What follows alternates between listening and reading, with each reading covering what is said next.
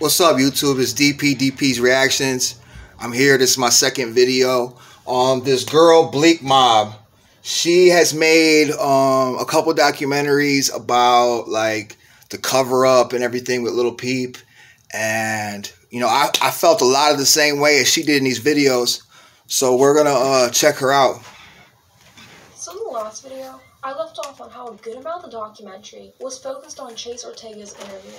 And just an FYI, I couldn't find too many photos of the dude, so bear with me. Ortega was Peep's co-tour manager and is the owner of the merch site HYV. And just to reiterate what I said in my last video, Chase Ortega's interview was pretty long compared to the other interviews.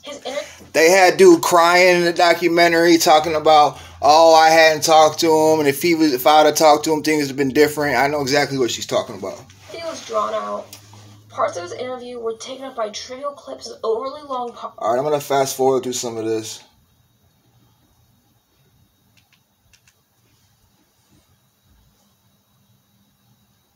Already obvious enough. The interviews shown in this documentary were cherry-picked to deflect that Fierce Access Entertainment had any ill intention and to create a false narrative that GBC played a dire role in Peep's passing. That is absolutely not true. I know she doesn't believe it either, because of the way she put it. Listen, if I'm coming up with 6 of my homies and we're all living out in California and we're making music, if I blow, that means I'm bringing y'all with me. You know what I'm saying? Like, they try to make it seem like Peep was signed to First Access, was going to leave GBC because they were a part of his downfall. That's what they made it try to seem like. Peep wanted to get him signed. From my understanding, Peep was actually trying to leave First Access before it passed. But there ain't no way that GBC had anything to do with his downfall. Let's talk about Jay Green's interview. First off, by placing his interview directly after MacNed seemed like a convenient move to depict the narrative that GBC played a significant role in Peep's death. If you don't know about the MacNed controversy, I like Jay Green. I think he was solid. You know, I know he was salty when Peep left, but you know, it just didn't work out. What she's saying about the MacNed interview, because MacNed's the one that gave Peep the Xanax that he died from. So they were trying to say like, oh, he knew that them pills were laced. And then Jay Green got on there and was like, yeah, man, he had all these negative people around him. So it made it, I see what she's saying about all shit, you know what I mean? Check out my last video to understand the whole situation with MacNed, because this won't make sense. Especially when the only fragments of Jay Green's interview shown in this documentary is him alluding that Peep's death was not an accident. Hence why he said Peep was, quote-unquote, starting to wake up and realize who was and were not his friends. This statement does the same amount of damage whether he meant that Peep was physically waking up or metaphorically waking up, if you're picking up what I'm putting down. I'm a recovering drug addict. I was addicted to fentanyl, Xanax, heroin, pills. And there's a couple things about this. One, there should have been Narcan on that bus. Maybe, you know, people that weren't thinking about it. They're young, they're partying, but the tour manager, the bus driver, they should have known to have Narcan on that bus. This was in 2017. Fentanyl was huge. People were dying every day. Narcan became a big thing. And, you know, it's just, I don't know, this type of shit like that, it's just, you know, it could have saved his life.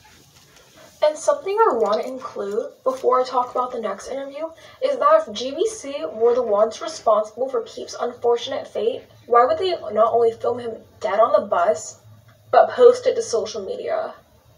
I feel like everyone always, I'm not trying to be special, but I feel like everyone always skims over that. I just don't know why people never talk about that. Now let's talk about Two Poor's interview. What I did enjoy about Emma's interview was how she spoke about Peep pre-fame. So it would have been really enlightening if we were able to hear Two Poor's insight on how Peep was during his rise of fame and their era together. And I'm sure that in her uncut interview, she did speak on all of that. The documentary, all we were able to hear from Layla's interview, that Peep moved away to London to get away from certain people, emphasize certain people, and her wondering why nobody checked up on him for 4 hours. I'm not saying that Tupor is claiming that GBC was involved, the editors of this documentary. 4 hours is a long time to leave somebody unchecked. When me and my homies were getting high, like, now I understand it's a different situation.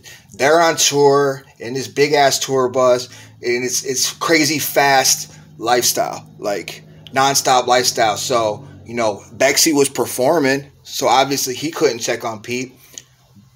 But to leave your mans back there for 4 hours is crazy to me, especially when y'all are partying. And it was, where was everybody at?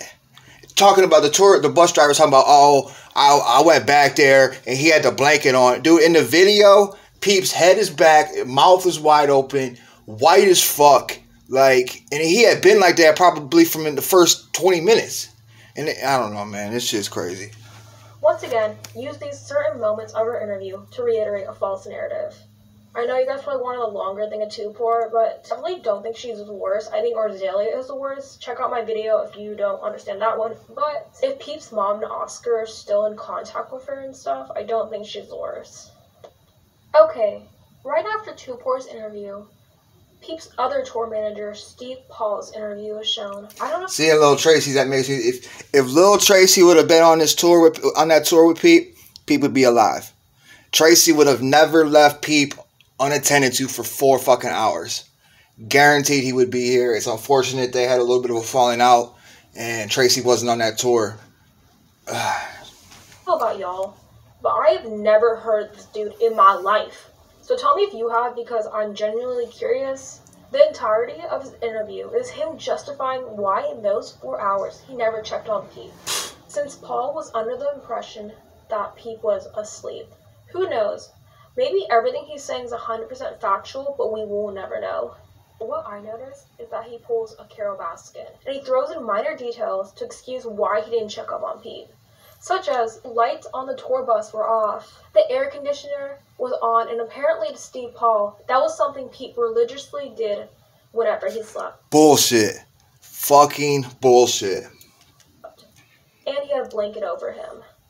I don't know if I'm making something out of nothing, but how... He had a blanket over him, and he also had his head tilted back with his mouth open, white as a ghost, sitting straight up.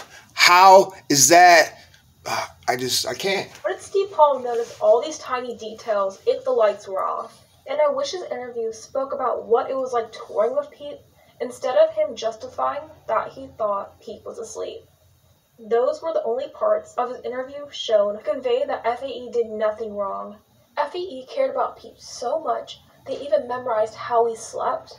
I don't know, I kind of call bullshit. And conveniently, bullshit. The next interview shown is MacNed's. And like I said, if you don't know about the whole MacNed situation, check out my last video. Okay, and sorry if the audio's not ideal. It's not ideal for me. Look, I don't want to sound like an asshole, but I don't think MacNed was thinking that at all. I don't even think he would be smart enough to plot something to kill Lil Peep for what?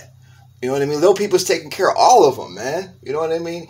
They were on tour because of him. Look what happened when Pete passed. Where's everybody at now? Have you heard a fucking video from MacNed? The only person you hear from now is Lil Tracy. I am currently using my brother's Blue Snowball gaming microphone. So I'm so sorry that I sound like a congested 10-year-old boy, but I will take NyQuil.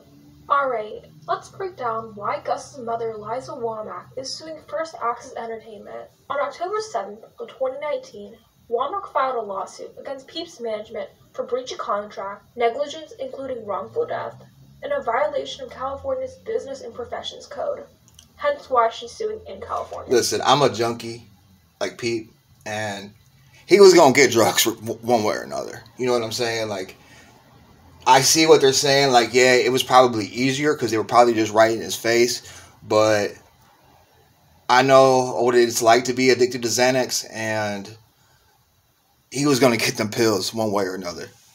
The people Womack specifically noted were Sarah Stennett, Chase Ortega, Len Blatnick, who is the founder of Access Industries, and Belinda Mercer. So it's kind of weird how the people who she specifically noted had a large portion of screen time throughout the documentary. Womack claims that FAE played a role in Peep's death by pushing him onto stage after stage after stage in city after city, plying and propping him up with drugs, as well as having him sign an asymmetrical joint venture. Lee Sherman, LA lawyer who practices wrongful death matters within the entertainment industry, stated that Womack's case is more than just the average civil lawsuit. There is actually criminal implications in it. And although FAE denies all claims and even filed a statement expressing their relationship with Peep was purely of a business nature, not a relationship caring for their client's safety nor well-being. But you already know, days after FAE filed that statement, Liza filed an amendment complaint that FAE's business agreement with Peep was far more than pure business. FAE undertook the task of controlling and managing Peep's personal life. Apparently, FAE controlled and managed Peep's basic necessities, as tedious as personal hygiene, eating, drinking, when he slept, holding onto his driver's license and other forms of ID, living arrangements, furniture, co-signing leases. I don't know, that's hard for me to believe. Yeah, he signed a contract and everything, but as far as like controlling that shit, like people staying up for days at a time partying, like 4, 5, 6 days. I've been there. I've been up 10 days partying, and you know, the eating and all that shit. He ain't worried about that type of shit. So yeah, they would probably be like, here, eat this, or here, take this, and he's like, all right, fuck it.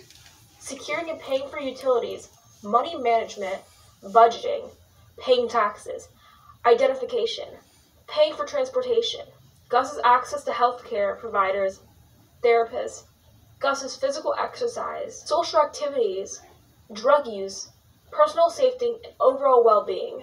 These facts convey that their relationship was far more than business.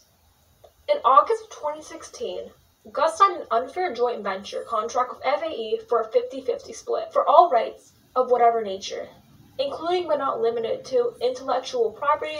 They fucked him over on his on that as far as his music goes. He would have been owing these people so much money if he'd have stayed alive. Like, from what I understood is they gave him $35,000 up front, cash money. Now, when I'm 21, if you're 21 years old, you're a drug addict, you're broke as fuck, your homies are broke as fuck, and somebody's offering you $35,000 and you fly on private jets and shit, man, hell yeah, I'll sign whatever. I don't give a fuck what it says. He probably didn't even read this shit for real. Such as copyright ownership. Okay, to break this down into simpler terms, copyright ownership basically means that the label owns Peep's music, for sure. Not him. FAE gets half of everything that Peep makes. Alright, we're gonna pass forward a little bit.